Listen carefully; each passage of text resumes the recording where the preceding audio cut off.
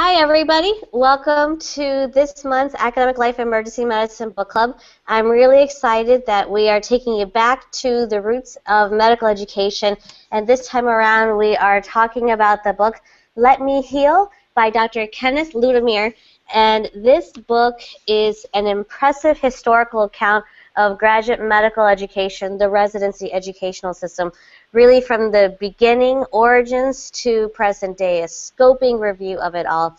And I'm glad to have our panel with us here today. So I thought we could start off with just in general our impressions of the book and what our initial thoughts were before we dive into the book club questions. So let's start with you, Jordana. Hi, I'm at University Medical Center in Las Vegas, and I have a background in medical education. And I really enjoyed reading this book. I thought it was such a good summary of what has happened in the history of American medical education, specifically evaluating the origins of the residency program and how that's changed over years, the initial reason for developing the residency programs, and then the challenges that we face today.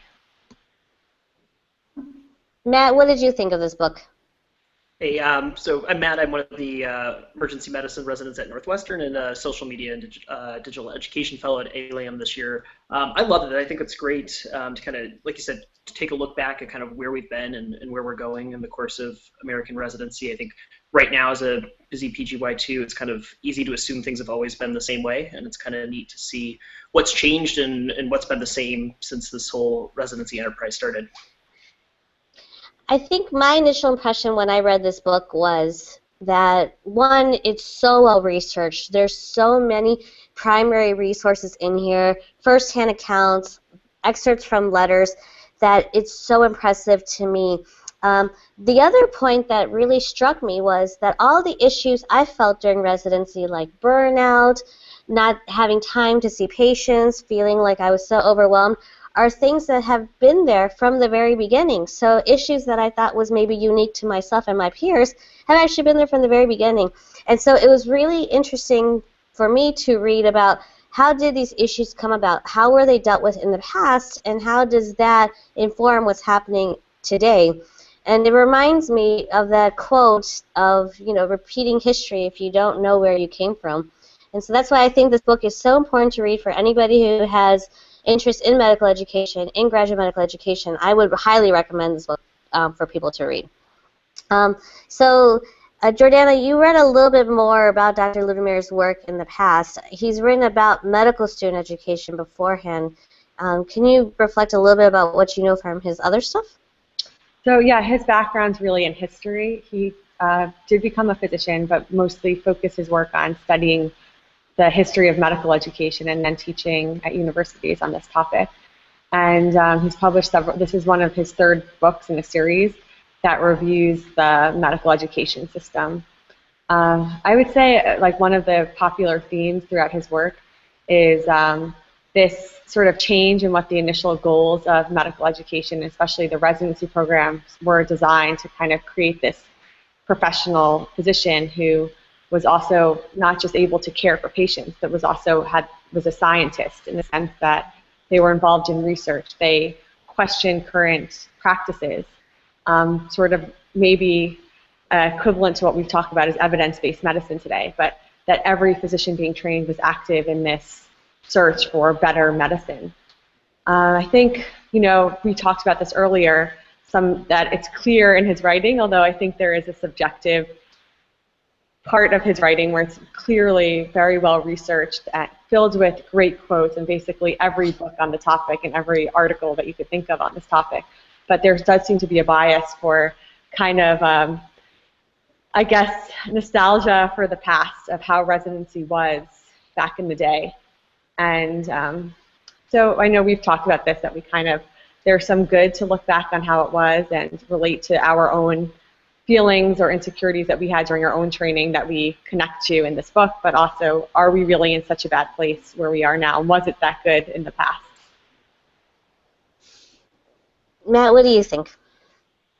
Yeah, I think, like you said, it's interesting to look back and see where we've come from, and there is a little bit of the rose-colored glasses. We were talking earlier about how talks about kind of the experience of the charity patients, and while a lot of the physicians were kind of motivated by their own education and providing care, there was certainly some of the less kind of palatable aspects of the history of medicine in terms of how those folks were treated. But I also think it's interesting to see how some of those tensions have kind of carried through this whole balance of service versus learning, and how you're balancing the responsibilities of taking ownership of your education as a resident with, at the same time, managing a busy service. And I think we especially feel those pressures in the emergency department when there's 30 people in the waiting room waiting to be seen. Yeah, and I think that this book is one of actually many books that we have covered in this book club that goes over some aspect of the history of medicine. This one very clearly goes through the history of graduate medical education, but we've covered Emperor of All Maladies that looks at the history of cancer and really goes into in-depth of the scientists, doctors that were involved with researching that, and The Secret Life of Henrietta Lacks, which gives us a whole new perspective from the minority patient of what the modern medical system has done. And so I think you're right, Jordana. My one criticism of the book is that it does seem to be a very much rose-colored view back in the past, perhaps one from a position of privilege. I don't know if the minority doctor experience at that time was what was being described. He briefly goes over what the charity patients go through, but we know from The Secret Life of Henrietta Lacks that there's so much more to it than that. But despite those criticisms, I think this is a fascinating account and an important account for anyone interested in education. So let's go to the first question. And part of what I think makes this book so valuable is its ability to inform us on issues that are ongoing in resident education right now, such as wellness and burnout. So the first question is, do you agree with Dr. Ludmemer's assessment of the origin of burnout? And what do you think are some solutions to combat this? And by what I mean the origin of burnout, when I was reading the book, to me it felt like he was describing the origin of burnout to be this dichotomy of the resident physician wanting to learn, but at the same time having to balance a huge patient load that just went higher and higher as insurances allowed patients to come to the hospital, as the length of stay decreased in hospitals, and that's what I believe he refers to as leading to burnout. In the past, doctors did not have that because they didn't have such high expectations. Matt, what do you think about that? Yeah, no, I think it's a great point. I think a lot of that stems from that gulf of kind of, as he describes in the book, this ideal of what residency could be and should be and maybe was in the past. This opportunity to be really thorough and get to know your patients and engage in this really educated discussion. And that those opportunities kind of got truncated as, like you mentioned, the pressures to see more and more complicated patients, to turn people out more quickly, really escalated as we went through the 20th century. So I think a lot of that's still reflected today, and I think you're right, that's a big driver, that we all go into this field because we're motivated to do right by our patients and to become better physicians, and there's that balance again with service versus learning, trying really hard to be efficient but squeeze out some education as well.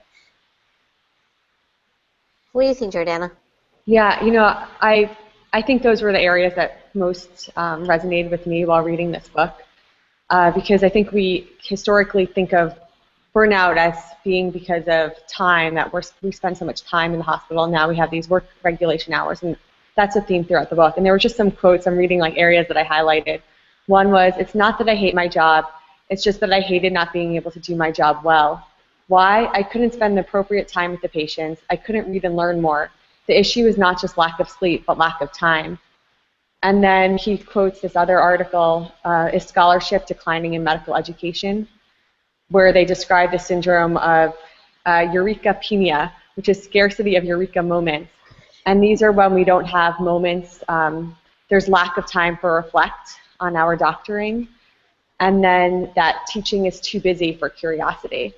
And I think, both of us, I guess all of us have pursued fellowships after our training. And for me, I think that was filling sort of a void that I felt I had during my training to kind of better understand the physician I wanted to be and have more time to reflect on what type of educator I wanted to be and what type of physician I wanted to be.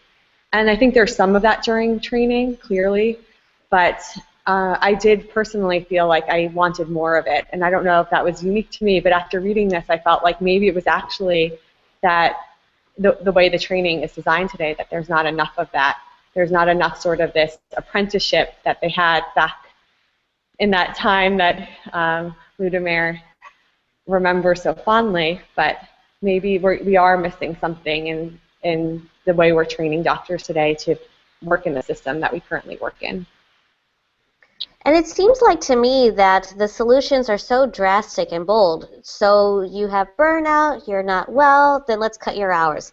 Let's require that you can only spend 16 hours maximum in the hospital, and then you must vacate the premises. And so when you read these quotes, it's not the number of hours that the residents are regretful for.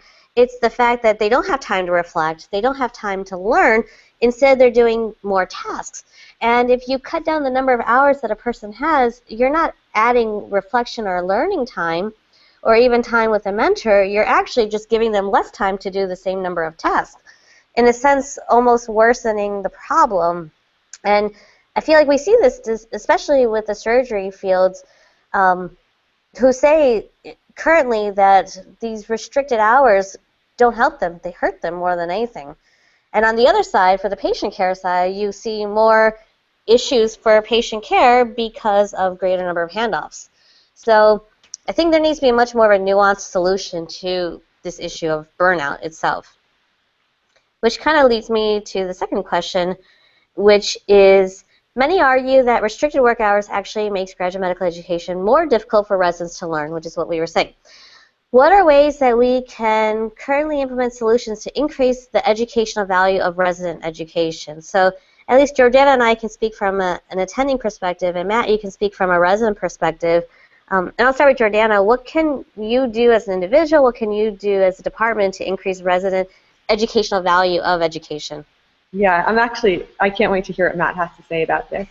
But this is something I'm really interested in, and now I have more time as attending, so this is what I like to spend my time thinking about. And what I think we can do is create more opportunities to connect with our learners, show them that we value our connection with them and their professional goals, spend time talking about those things, not just the science or the management of a patient, but within each case, there's also opportunities to talk about patient care, professionalism, ethical issues that come up, critical perspectives on medicine, and usually a lot of the things that I end up talking about come from topics that have come up in our book club.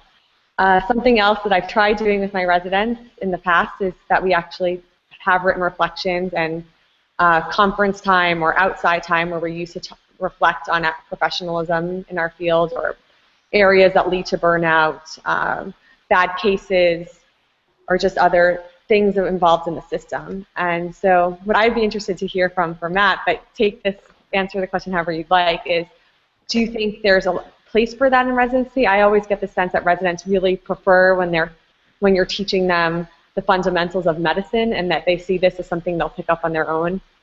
What are your feelings about that, and what would you offer as a solution to these areas? Yeah, no, I think it's a great point, and I think at one point there's a quote in the book where he talks about residents, feeling the pressure of knowing what to know as opposed to why, and I think those are the moments that I kind of value most as a resident. We can all look up the treatment algorithm for whatever condition we're seeing, but it's those moments where you have this experienced attending a master clinician who pulls you aside and explains their thought process, and this is what I see, and this is what's provoked me to go down this pathway, and that experience that you're craving as a resident. And so I love those opportunities to really have those kind of higher level discussions as opposed to just going through dosing or what the next order is to put in.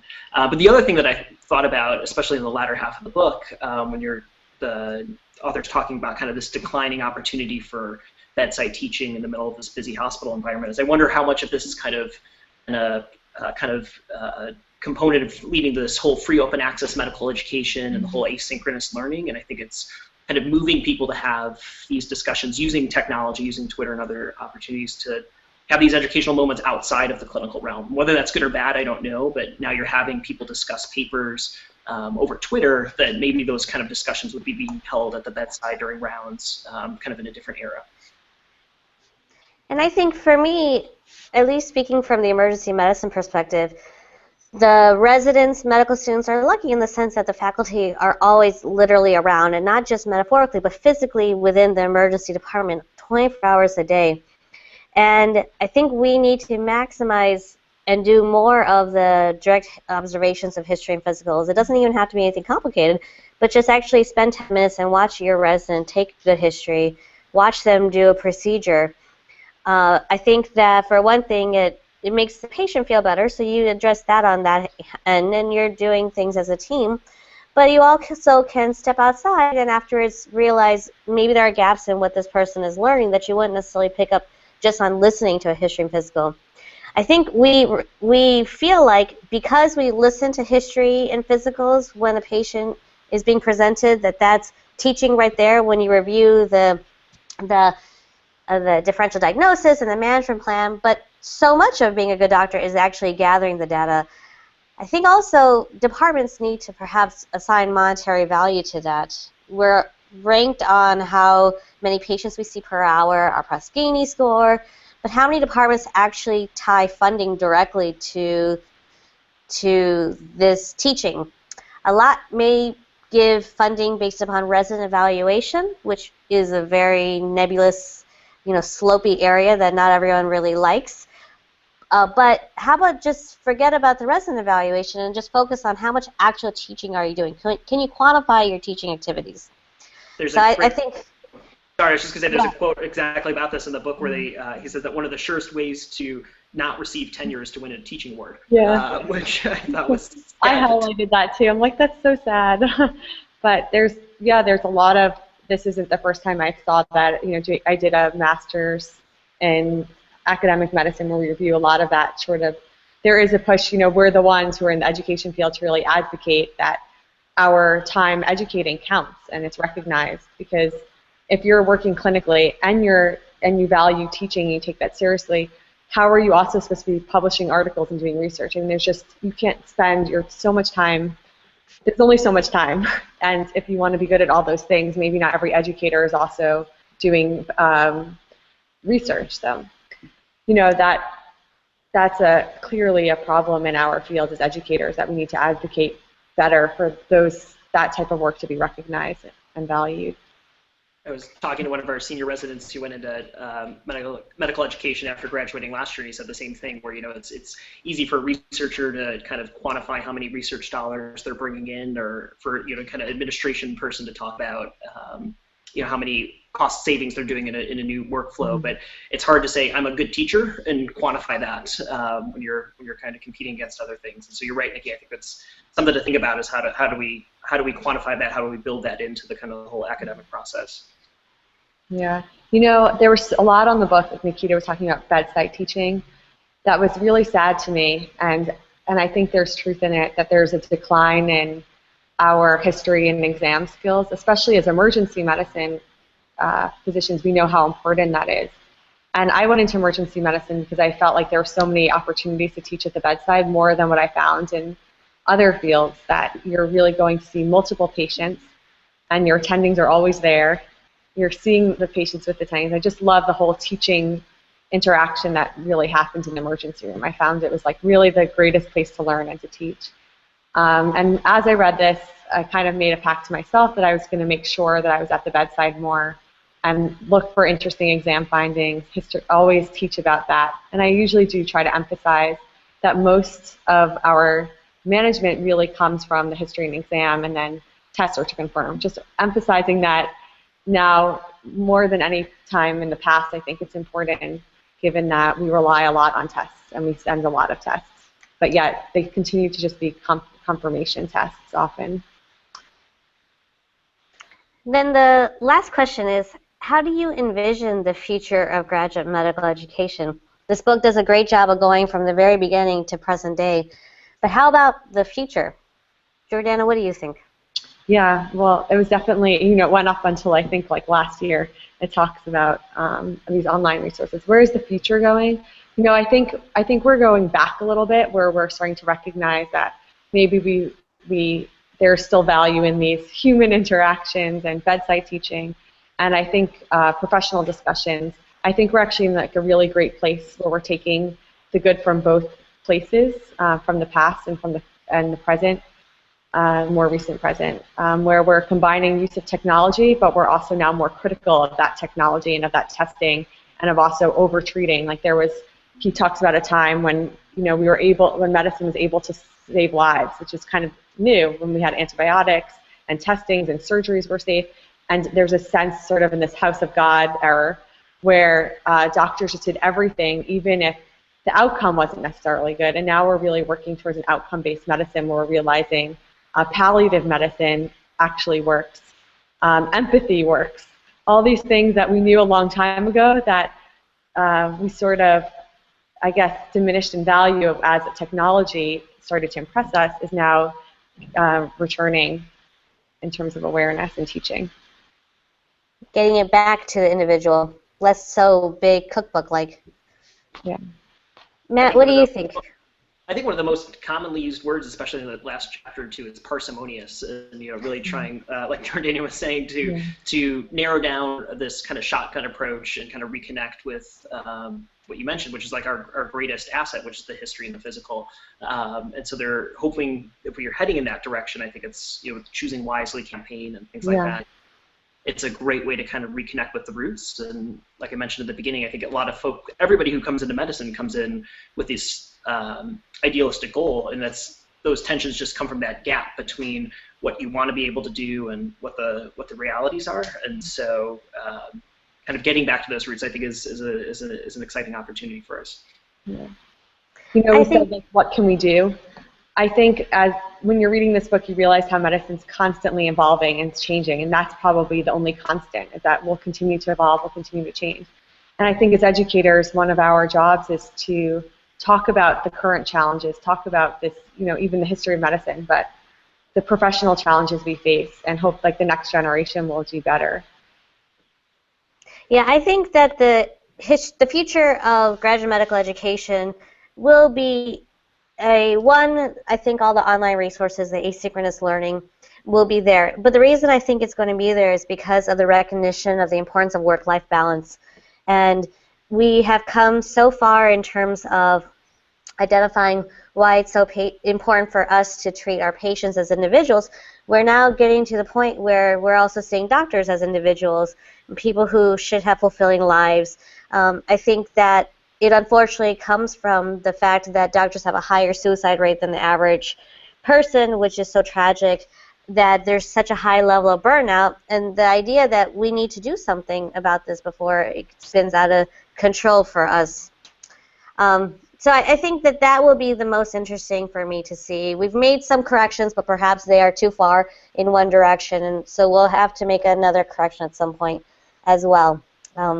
But I'm excited, and I was really glad to have the opportunity to read this book. I think without the book club, I probably would not have picked up this book. I tend to like more fiction books, but this was fascinating, and I think really educational for me as an educator to read. This is important so that I know where we have come from, so I know where we can go in the future. Any last words you want to make? Okay, with that, we will wrap it up. For December, Jordana and we're going to do a few short notes on tropical butterflies. This is written by John Murray, who actually is a doctor, so we're going back into the fiction world. It's a collection of short stories, and I'm really excited to go back to fiction on this book. And if you have any ideas or if you want to join us, please message us, Twitter, email, whatever. We would love to involve as many people as possible. Thank you so much. Bye-bye.